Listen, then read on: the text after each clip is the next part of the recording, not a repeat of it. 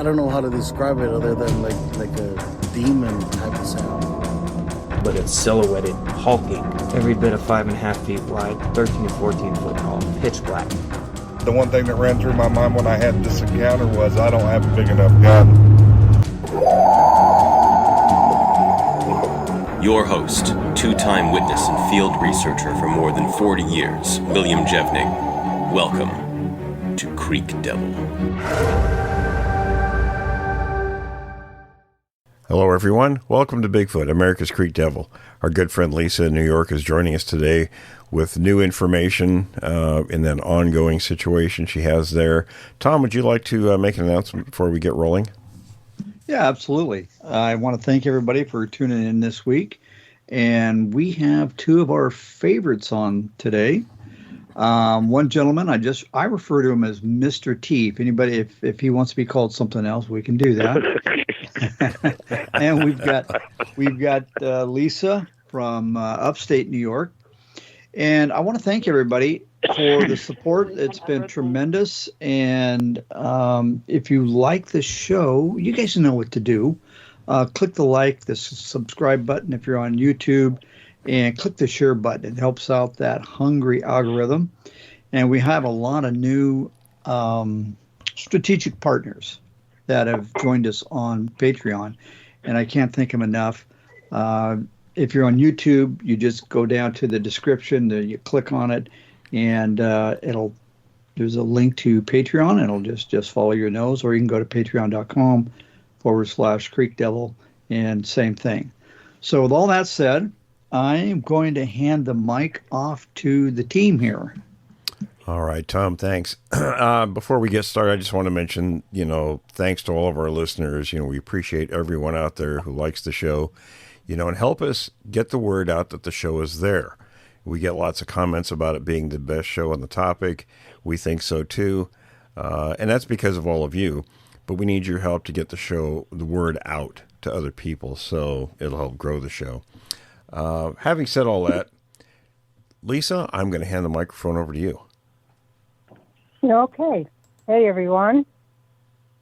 Well, as I've spoken to a couple of you guys, my last time on the podcast might have been the beginning of this year, because last year I had said, after moving to the Adirondacks recently and finding a group, I was curious at how many groups I could find within a certain radius. And I, in fact, found, as I said earlier, 3 different groups, 2 new groups, and the one I recorded. The second group was pretty crazy, sounded larger. The juvenile at the recorder sounded larger. And I had I don't want to say a zapping event, but something really bizarre that's never happened to me before happened, where I got lost about 200 yards in on the only trail I knew of in.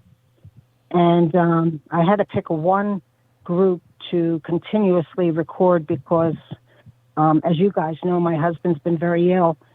So this entire year, so I really didn't have the time to multitask and record both groups at one time.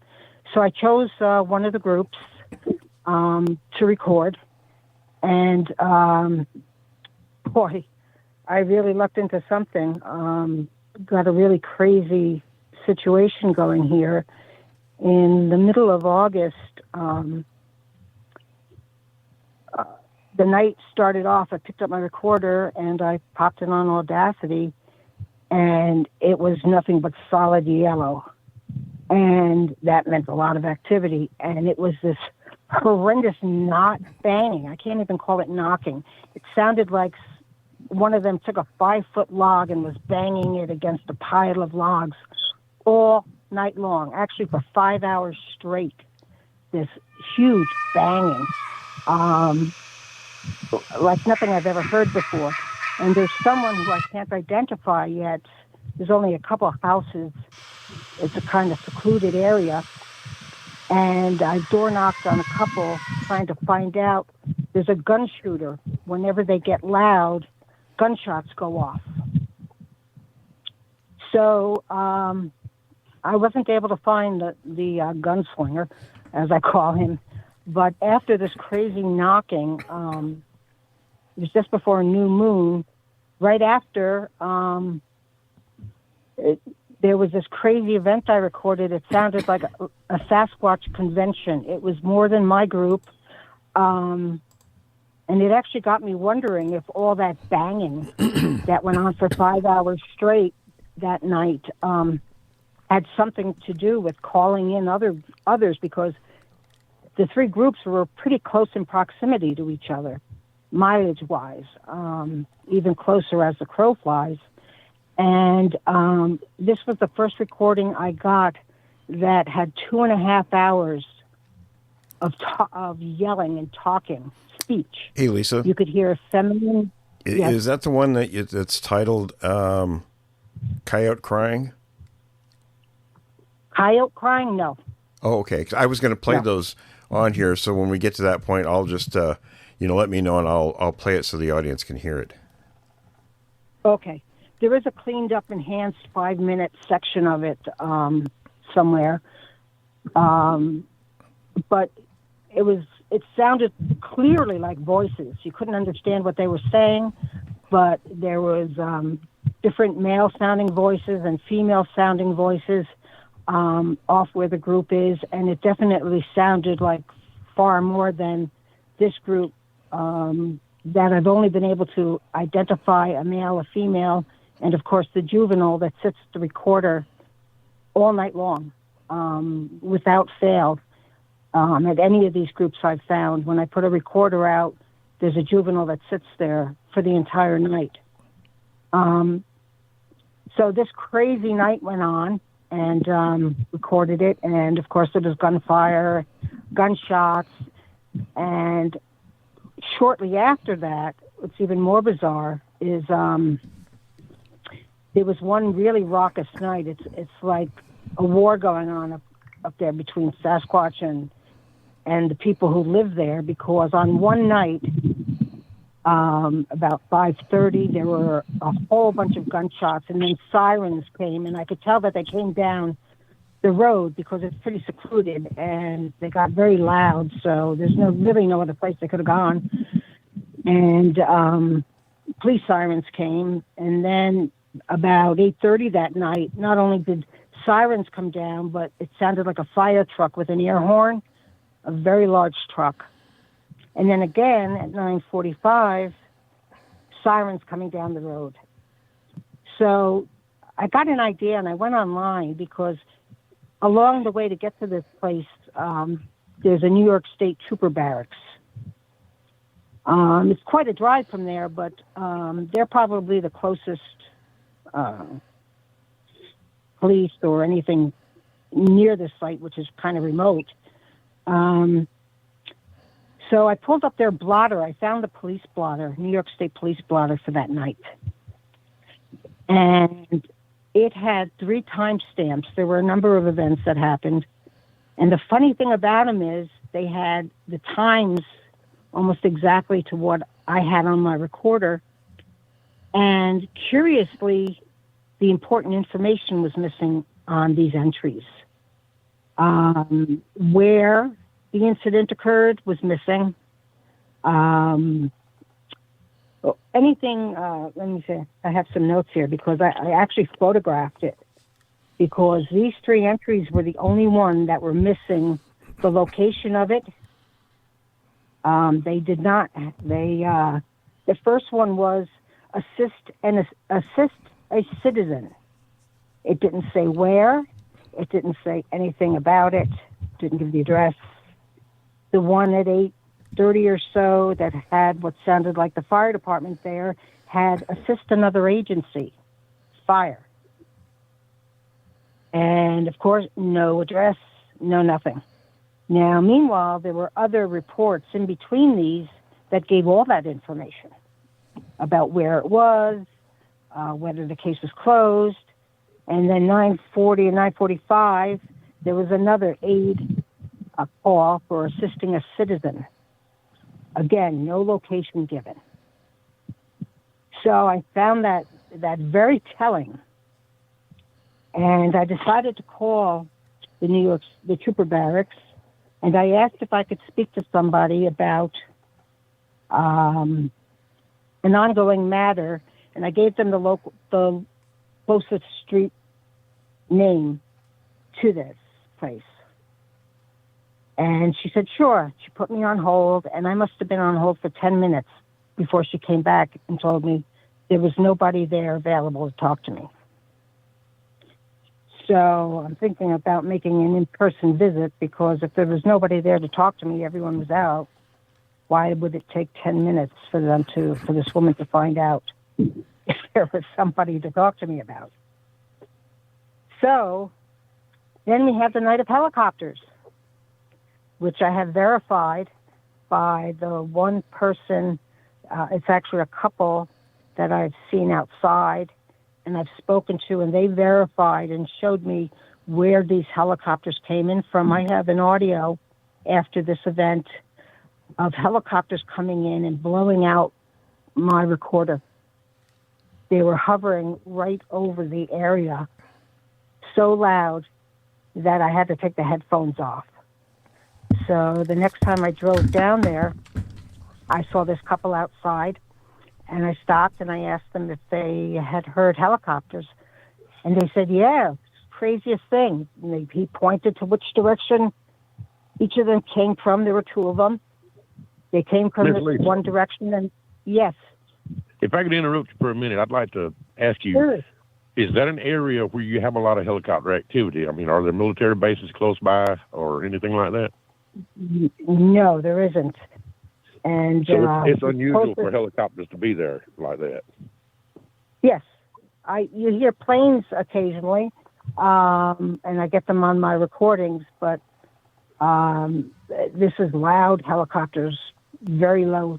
In fact, the gentleman told me they were just over the trees, and they were hovering for quite a long time, and they left in the same direction they came from. And they were there quite a while. I don't know if any of them landed. I don't think there's anywhere to land. It's all wooded. But this couple definitely were awake and outside when this happened. They identified them as black helicopters. They couldn't see any writing on them, but they said also that, if there was, maybe they couldn't read it as if there was any. But they were definitely jet-powered helicopters. I've been in one. I used to heli ski, and I've gone in a jet-powered helicopter, and I've been in a non-jet helicopter. So I know the difference in the sound, obviously, and the fact that it just blew out when I brought up the spectrogram, it just blew it out from top to bottom. It was so loud.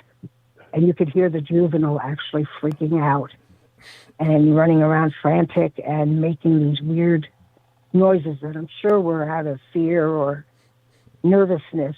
But it just encouraged this group to scream even more. And this has Lisa? been ongoing. Yes. Hey, this is Tom. Did you get a chance to get a good look at the profile of the helicopter? I'm just wondering if... I didn't see the helicopter. Oh, you didn't? Okay, all right. There's a couple who live on that road. There's only a few houses on it. They were fixing up this house. And I had said hello to them. And I asked them about, if they heard anything unusual. And I talked to them several times. I made a point to stop and just chit-chat with them. And after that night, I stopped because I saw them out, and I asked them if they had any helicopter activity. And they said, oh, yeah, something really crazy. I'm just curious what kind of an airframe it was, but if you didn't see it, you probably couldn't describe that. They couldn't describe it to me. It was just around dusk, I believe. Just dark enough that, you could tell it was a black-colored helicopter, and it was, something out of the ordinary because they could hear it go further into the woods behind them, and it stayed there. It didn't go any further, and then it came back in the exact direction it came from. Actually, there were two of them.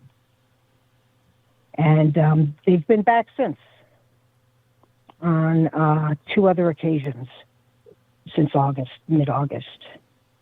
And things went pretty quiet for a while. And then the night before last, I put out a recorder, and I picked it up and I replaced it with another one. And I decided that I was going to sit out a while on the opposite side of the woods where I can go in. There's a little spot. And I decided to sit there and just hang out and, see if the juvenile would be curious, because he shows up as soon as 1 minute after I set out the recorder.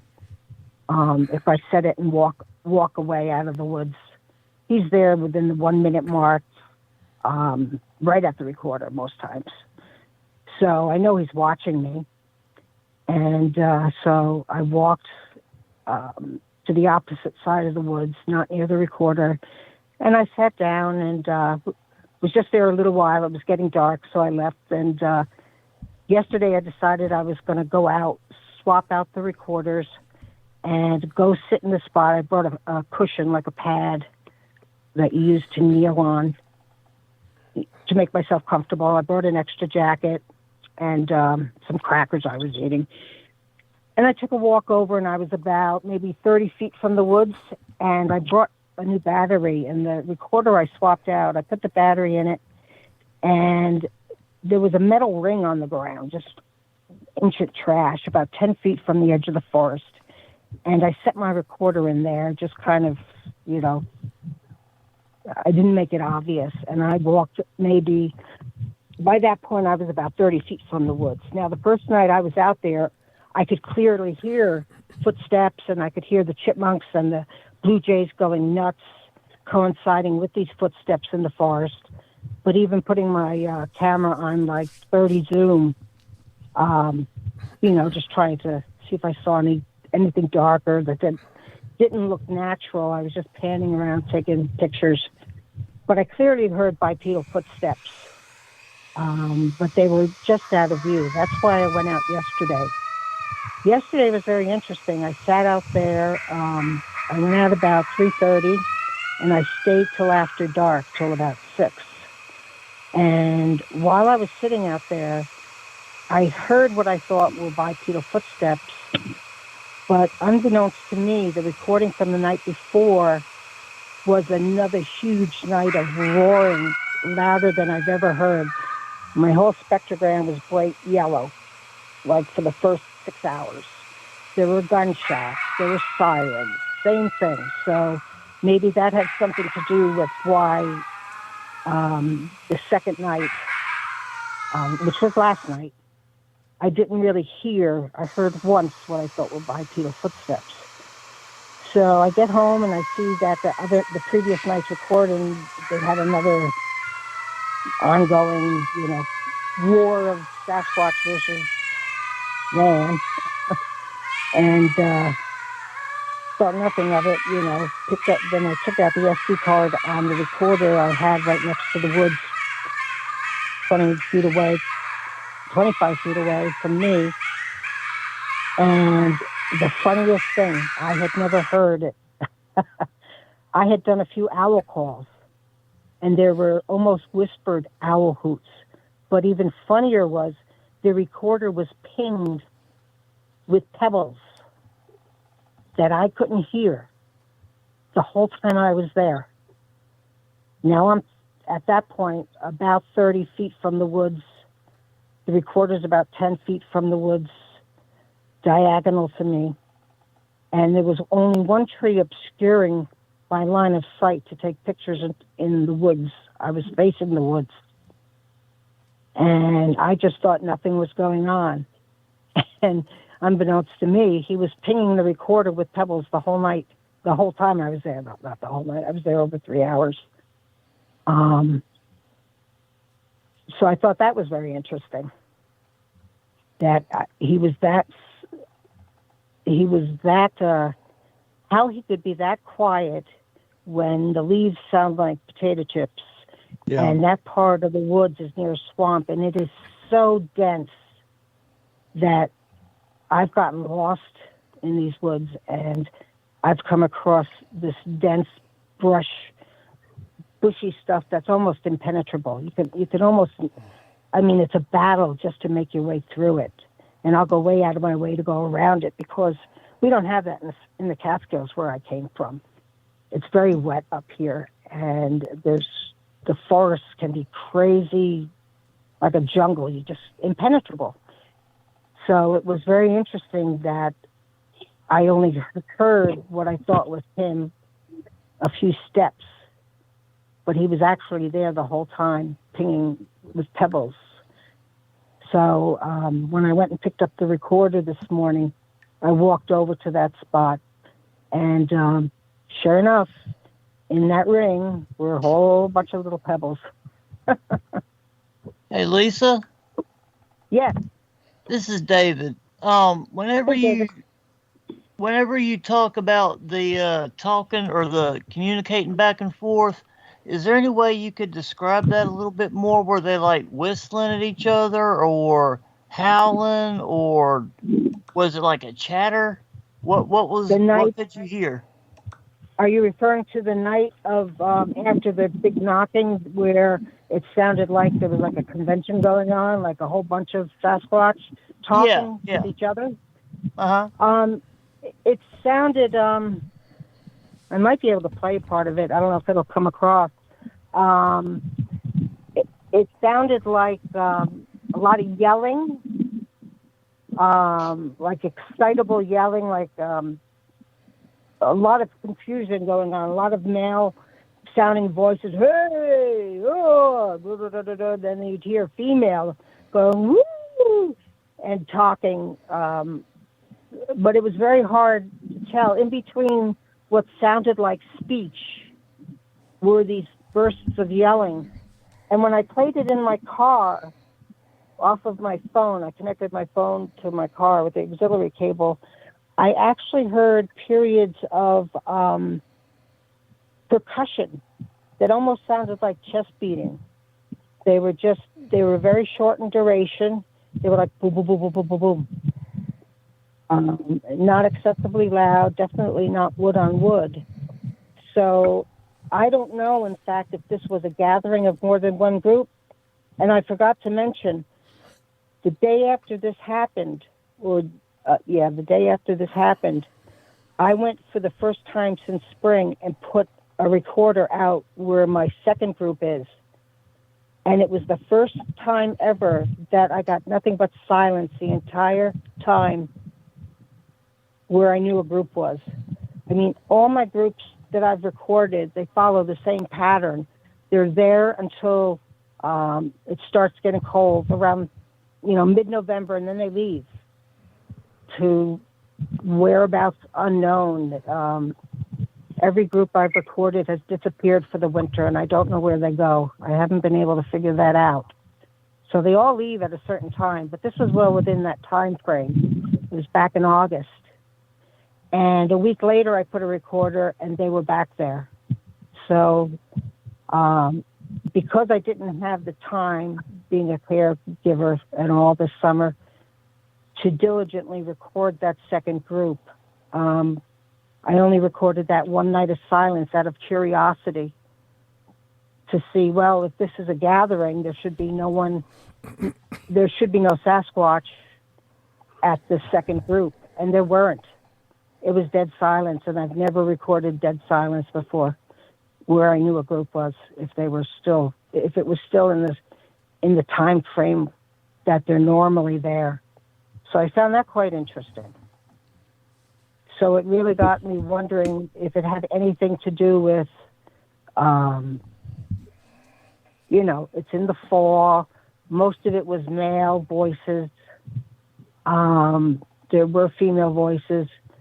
But I've always wondered about how they find mates and this and that. And I'm not saying that this episode that went on had anything to do with that. but it clearly sounded like very many Sasquatch were there, more than just the normal group.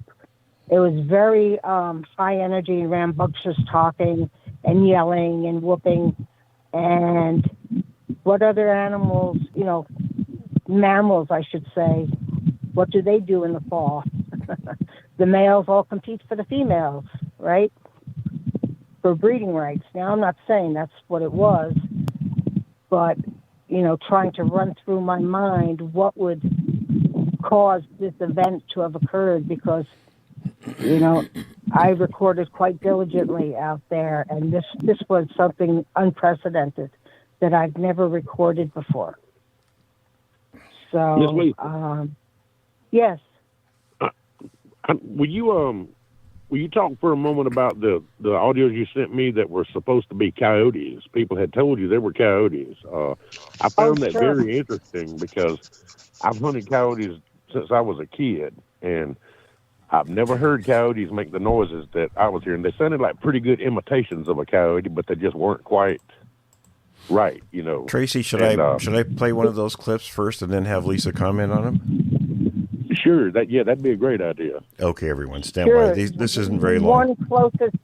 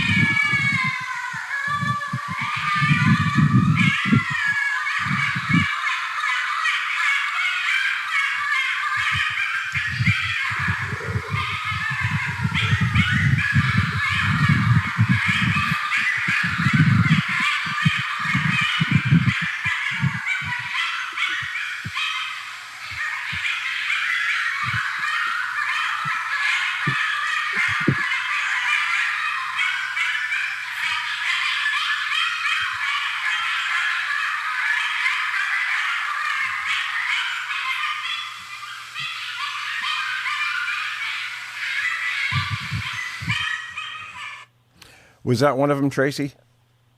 Yes, sir. That was one. That I have never in my life heard coyotes make noises like that. First of all, it's a little bit too high pitched, and second of all, in the beginning, it sounded at first to me like a cat screaming. That's what I thought too. Yeah. And the wah wah wah sound. They were going wah wah wah. Yip. And that's why I say it sounded like yipping. Something's imitating a coyote. It sounded like foxes to me. Sounded like what? Yeah, no, these were actually two individuals, and if you listen to the actual recording, it sounds less like coyotes and foxes. I know what foxes sound like. This was just after the second night after this convention night, as I call it.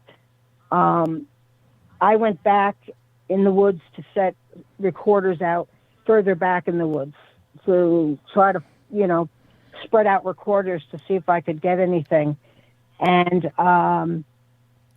it was a clear area for quite a ways that I put my recorder in the middle of. And I climbed into the tree. I climbed up about 10 feet and I hung the recorder. And what was interesting is, to my knowledge, there's only one juvenile at that site, because prior to that, I have a recording of a coy chimp, as I call it, coyote imitation done by only one. This was the night after that Sasquatch convention night, as I call it, and there were two of them, and they were running down this clearing, and they actually thumped the recorder, I guess, with their hand. As they ran past it, there was an audible thump, like it was a game when they did this. I have another short one here from you, Lisa. Let me play that one real quick and have you guys comment on it. Sure.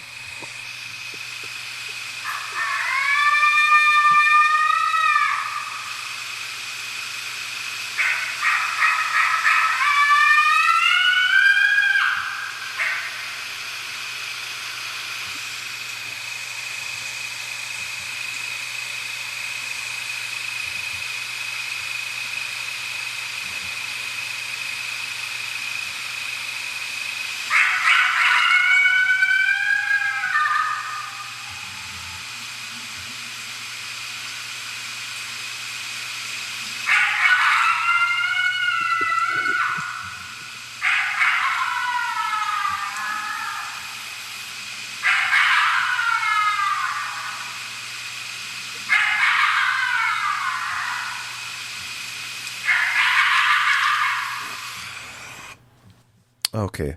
You guys care to comment on that one? Some of those calls sound a little bit too long-winded for it to be a small animal like a fox to me. I'm not saying it couldn't be, but I've heard fox too, and I've heard similar sounds, but not quite the duration. And the fox generally don't make a lot of noise. I mean, they will occasionally yip, yowl, and make other noises, but to me, it definitely wasn't coyotes, which is what Miss Lisa was told that was. That's not coyotes. I've never heard that noise come from a coyote around here in my life, and I'm positive it's not coyotes. Yeah, and if you listen with headphones on to the clear sounds, there's definitely primate sounds within it. It's definitely not a fox either. I've heard foxes go at it, and I mean it can be chilling when you hear them, and if you don't know what it is. Chuck, have you heard that? Was definitely. Oh, I'm sorry. There was an attempt.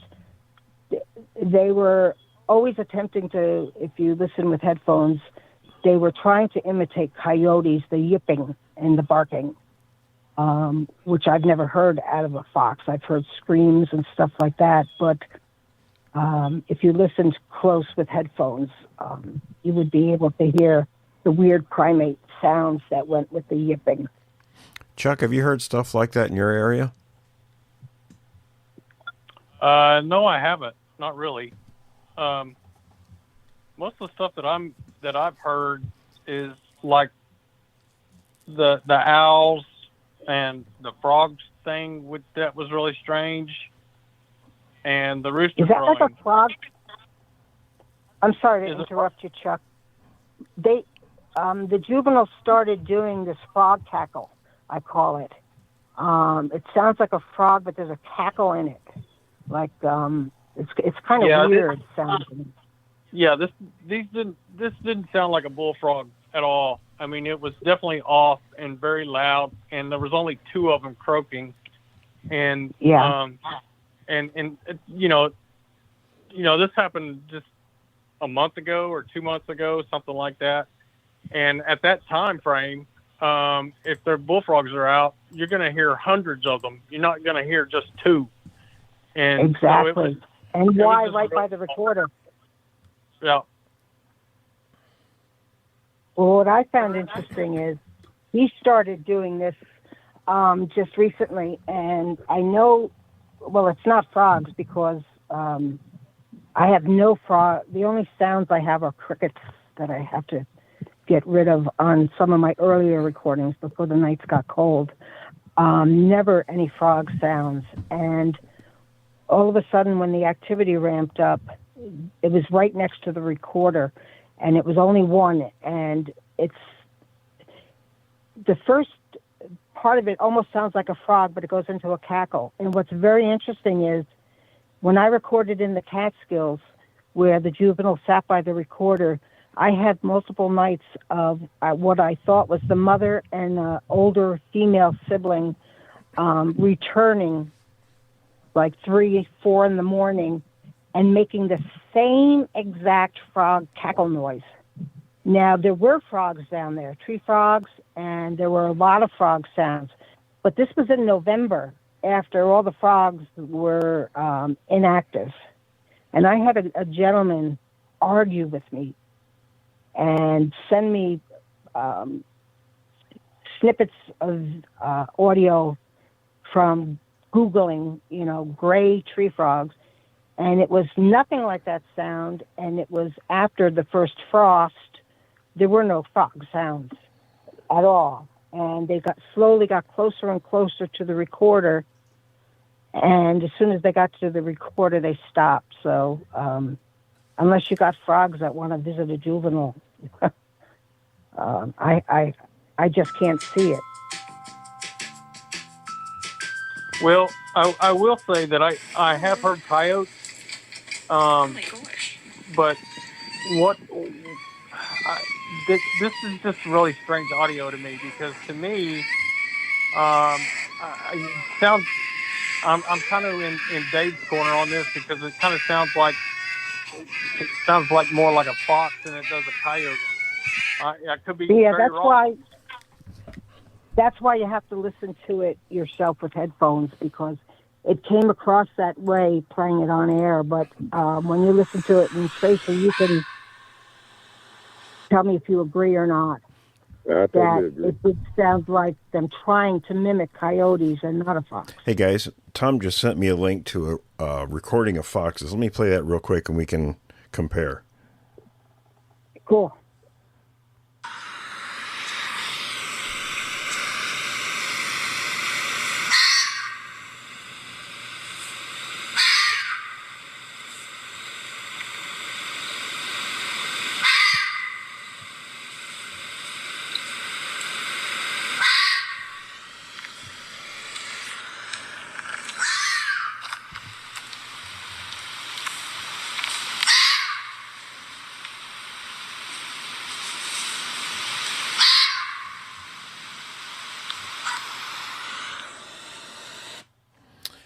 Okay, well, I'd If say everybody will notice on that clip right there, those sounds were very short. Less than a second per call. yeah, and it's very Some of the sounds that Lisa sent were 3 and 4 seconds. yeah, it's very and I just can't see it. It's very unlike what Lisa had in the recording, and I can play that again if you guys want, real quick, just to compare. Oops, wait a minute. Yeah, play the first one you played with the wah wah wah sound in the beginning. Okay, here we go.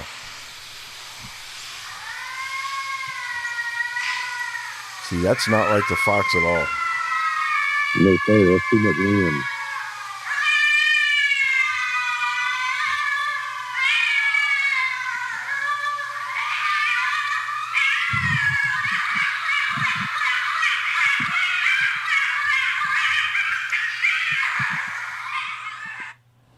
Okay, I mean, Yeah, those are some big lungs. yeah, and very, very different kind of audio.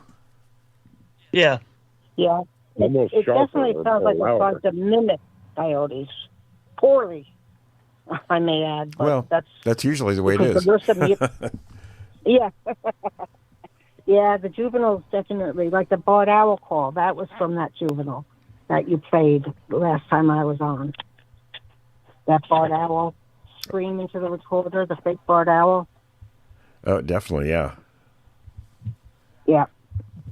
Not very good at all. Well, and some of those, like the one, I don't have it handy, that one you were talking about, but there's kind of the gurgling at the end where it kind of trails off into some other kind of audio. Yeah. Yep, I've heard that one too. That was the main one, I believe, if I'm not mistaken, that Miss Lisa got in an argument with somebody about that being coyotes, and she said, "It just don't sound like coyotes." He said, "Yes, it does." No, it don't, and it didn't to me. Right. And then I told the person that, I spoke with a person who had 30 plus years experiencing them at night hunting. And, who else better than someone that's heard them live for 30 plus years, And there's a gentleman up here who's a taxidermist. I know his wife. And he was a professional hunting guide up here in the Adirondacks.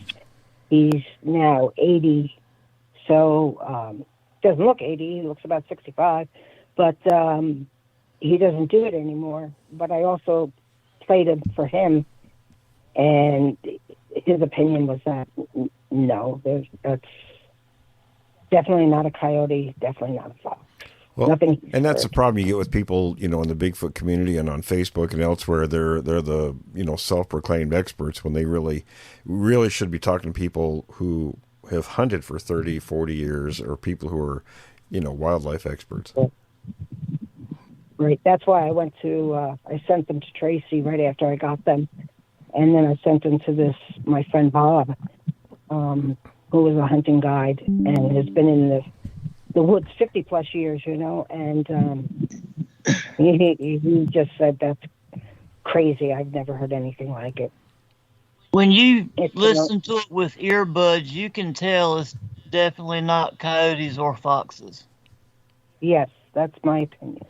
So then you have to ask. It sounds in some of them to me like the voice just kind of tapers off, like Will said, into like a little gurgle or a growl at the end. Yeah, then you have to ask, Like if it's not either of those two animals, what else could it be? Yeah, and so a friend of mine, I let listen to one of them, said that sounds like some coyotes may be ganging up on a bobcat. Well, I've heard bobcats get into fights with coyotes, and it's just a bunch of snarling and slapping and growling and hissing. You don't hear too many screams like, you know, of some of those sounds in those audios. So I don't think it's a known animal, in my opinion. And I'm no expert by any means, but I've never heard some of the animals that people say those are supposed to be. I've never heard them sound that way. Hey, Lisa? Yeah. How long has it been prior to that recording when you heard coyotes in the area? I've never heard coyotes in the area. I don't have any coyotes recorded in that area.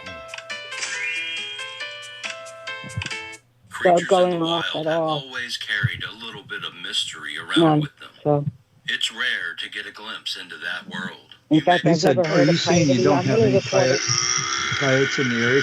Because that kind of makes sense. Coyotes originally. I don't know. All I know is the three separate areas I've put recorders out in where I located groups by the structures and that I saw. That's covering a pretty wide area around here. I probably have about 100, at least 100 recordings this year, and I don't have any coyotes on any of those. Hey, everyone. Yeah, I mean, None. coyotes are native to, to the Southwest, and they've worked their way up to the West Coast, and I'm certain into the Midwest. I was just curious if they've made it to the Northeast or not. Well, yes, actually, there was a big study that went on. Our coyotes are different than Western coyotes. In Ontario, Canada, there used to be a very large population of red wolves, and there was a relic population down Tracy's Way many, many, many moons ago. And what they found out is the coyotes up here in the Northeast are larger, and they contain up to 3% DNA of red wolves. The DEC did a live trapping survey of the Northeast. They did New York, Vermont, New Hampshire, Massachusetts, and Pennsylvania.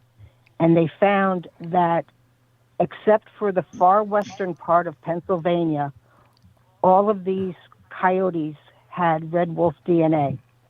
Hey, guys. And the cutoff was about southern Pennsylvania. And they want to rename them, the biologists want to rename them as coy wolves. You guys were mentioning... And they get as big as 100. Oh, yeah, I've heard Sorry. that they do get bigger. I just didn't mean to cut you off. I wanted to mention, while it's kind of fresh in our minds, that we're talking about different animal noises of what this could be. Tom sent me a link for bobcat noises. So let me play that real quick, and then we can comment on that.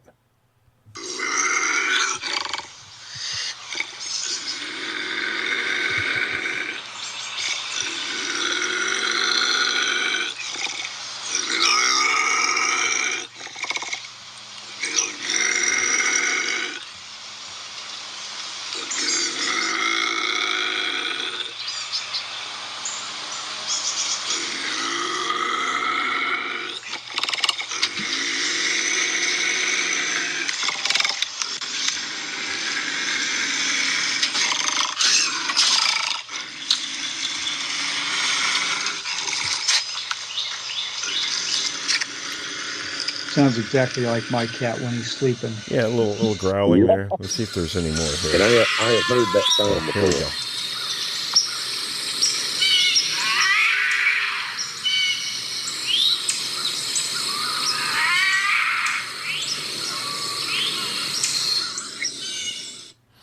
Okay, so that's very unlike what's in your recordings, Lisa. Correct. Yes. And I have actually heard those noises in the woods before, and identified it then as a bobcat. And that the noises on her recordings are not bobcats, they're not coyotes, and they're not foxes to me, in my opinion. And in our work, now raccoon. Yeah, in our work, that's what we do. We want to rule out all the possible suspects. Well, the fact that there's no coyotes around there, that lends more credence to what she caught on the recording wasn't coyotes. Tracy, what were you saying about raccoons? Raccoons can, when they get to fighting, and I've done some coon hunting, and they will sometimes jump in the midst of a pack of dogs and try to whoop every one of them, and they make similar noises, but still it's different. It does not sound like, because I ruled out raccoons too, that don't sound like any raccoon noises I've ever heard. Mind you, I've not done a lot of raccoon hunting, but I have, done some, and I've actually seen a big old boar coon jump out of a tree into amongst a pack of dogs, and we had to take 3 of them to the vet. It was a pretty good fight going on. Yeah, there. you don't want to corner a raccoon. They're pretty nasty. No, we get them in our backyard every year, and but I have yet to have helicopters come in and try to scare off or monitor the raccoons. It just doesn't happen. Right. Okay, Right. I actually got some raccoon noises. If you guys like to hear those. Yeah. Okay, Cool. stand by.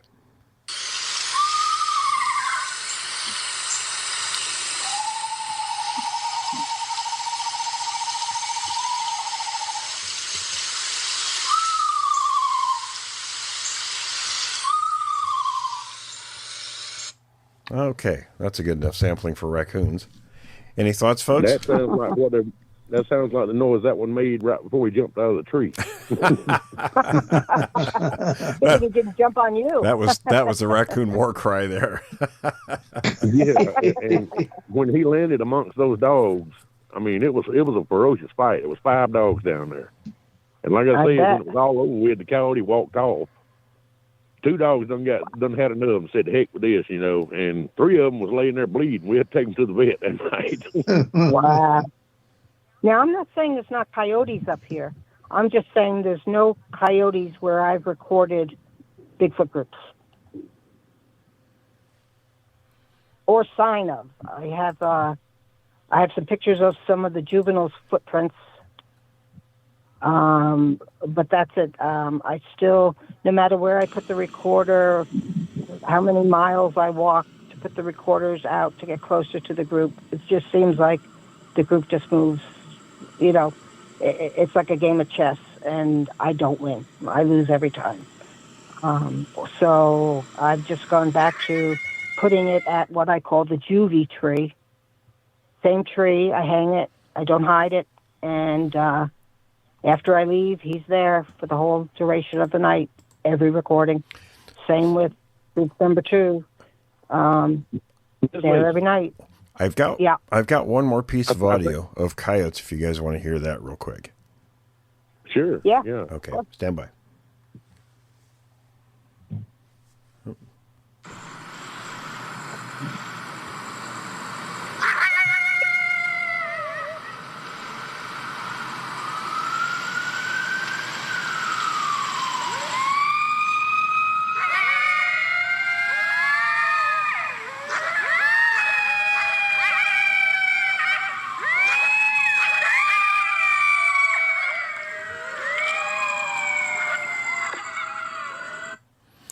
And I grew up hearing that. We had 2 or 3 big packs in the area I grew up in of coyotes, so that was a common sound for us. But what do you guys think compared to what you recorded, Lisa?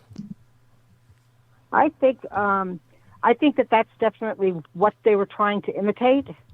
The last recording you played is the longest and the one that contains, I think, 2 juveniles. And if you listen with headphones, you can definitely hear the wah, wah, wah sound. Yeah, They're going wah, wah, instead of, trying to imitate the howl part. Right. Let me play that one more time since we got the coyote fresh in our minds. Sure. See, now, initially it does sound a little coyotish, but that doesn't. Yep. That's not coyote.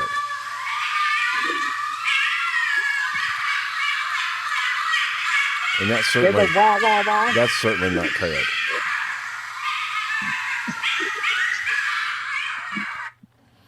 So I agree with Lisa. It's definitely not foxes or raccoons or coyotes, but it's trying to imitate coyotes.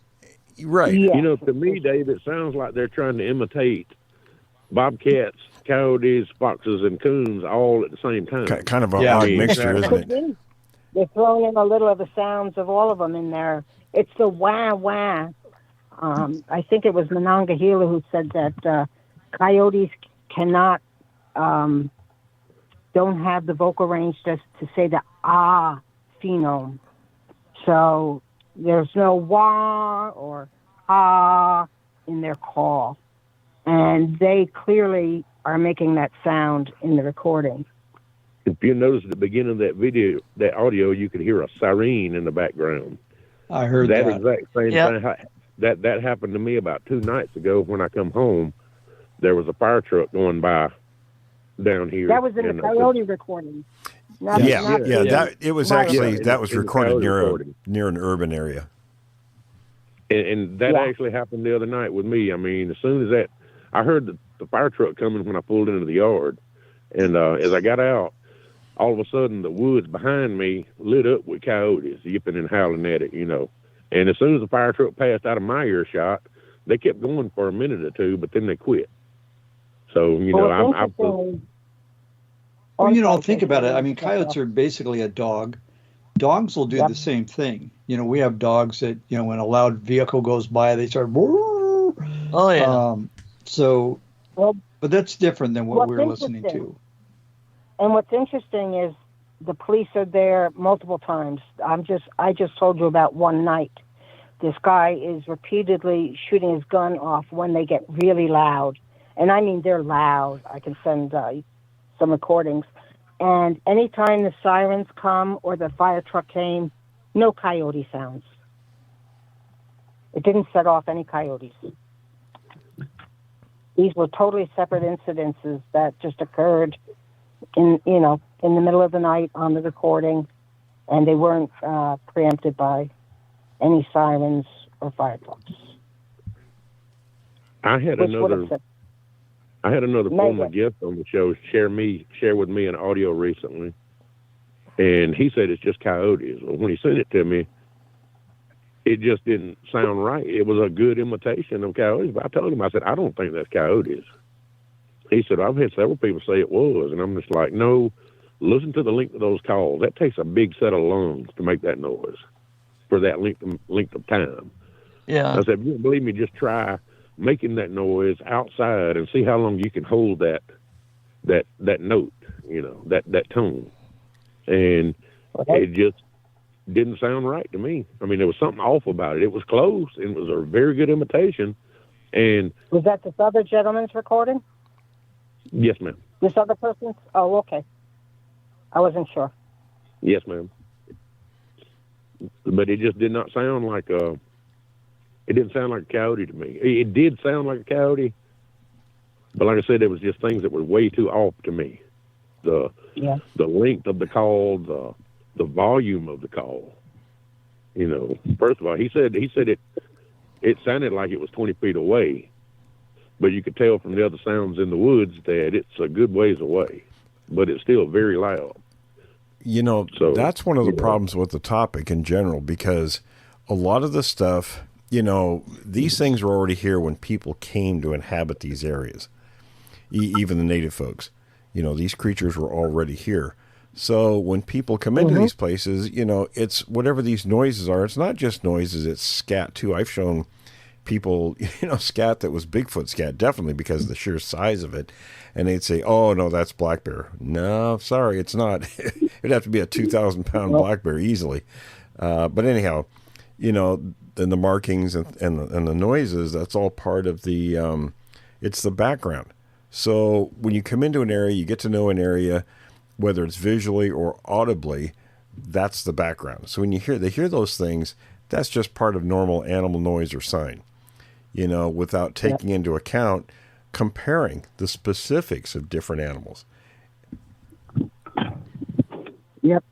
And I have to say, including the Catskills, where they are, the bears are not. There are two different trails. One was a very popular tourist trail. It was very easily accessible off the main road, and a lot of people hiked it. I saw 10 bears on that trail in one summer of hiking. No Bigfoot sign. just around the other side of that mountain, there was a secluded trail that very few people knew about because you had to go to a dead-end road to get to the trailhead. And that's where all those Bigfoot, all those tree break pictures I sent you, Will, were taken. Right. The tongue pop with the whistle audio that I recorded with my phone sitting on a log. That's where they were, and I never saw any sign of bears. Same goes with these 3 locations up here. I think they're afraid of them, to be honest with you. And I think they if they know they're around, they go their separate way, and they just don't go into their main area.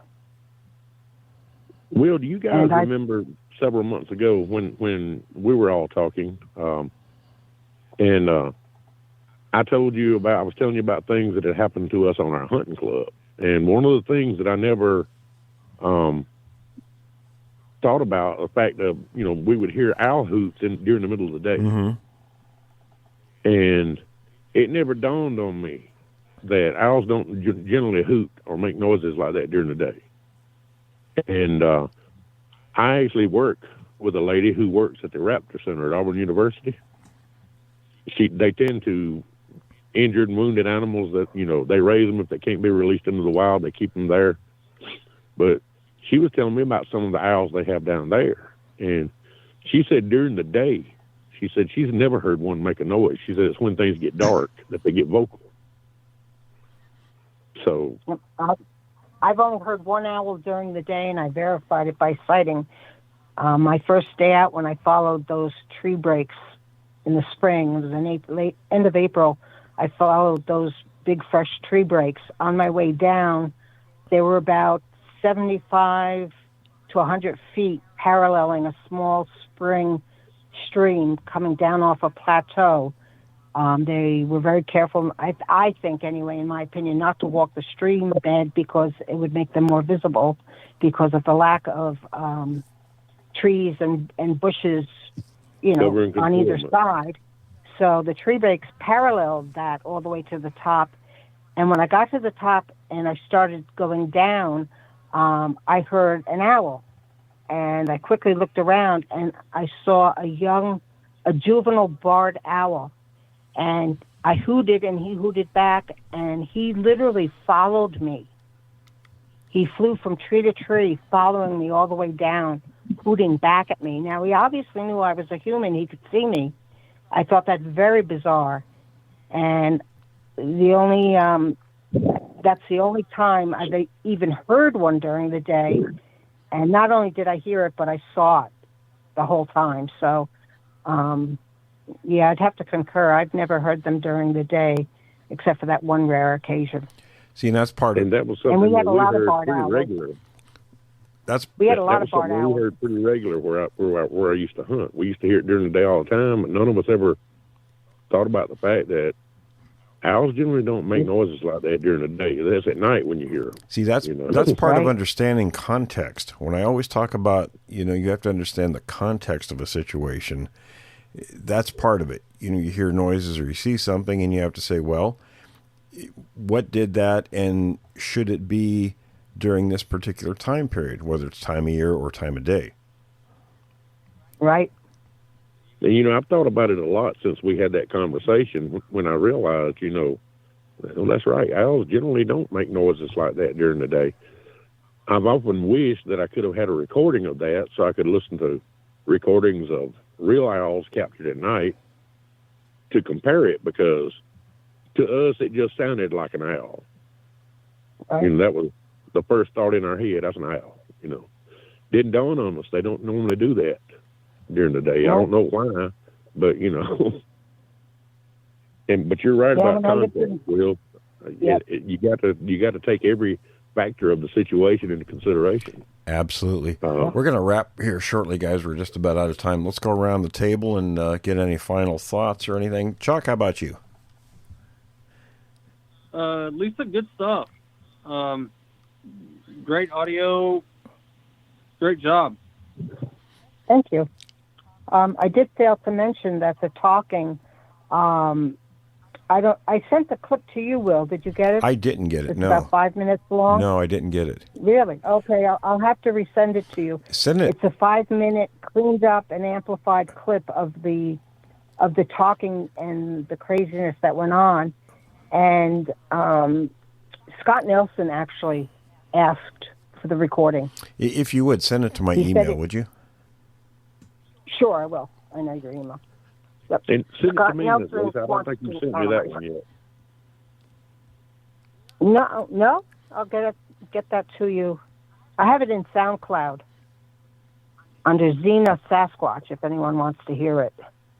ZENA Sasquatch in SoundCloud. Not all of the audios are made public, but all the ones I'm talking about are public, are available to hear. There's a cleaned up and amplified version of the talking. Awesome. Tom, how about you? I want to say, Lisa, thanks for coming on. You never disappoint us. Never. You always have the most awesome stuff. And this show is no exception. 900-pound foxes. I've never heard them before. I think it's fantastic. I can't wait to see what you bring to us next time. Well, Lisa, Well, keep us up to date, and thanks. I will. Thanks for sharing with us. Oh, thank you for having me on. It's always an honor and a pleasure talking with you guys and getting to share with some knowledgeable people. All righty. Well, everyone, thanks for joining us, and come back next time. Thanks for listening to this episode of Creek Devil. If you or anyone you know has had an encounter with these creatures, please contact us at williamjevning@yahoo.com. That's William, Jevning @yahoo.com. All communication is confidential. Join us for another program next week. And until then, keep your eyes open out there.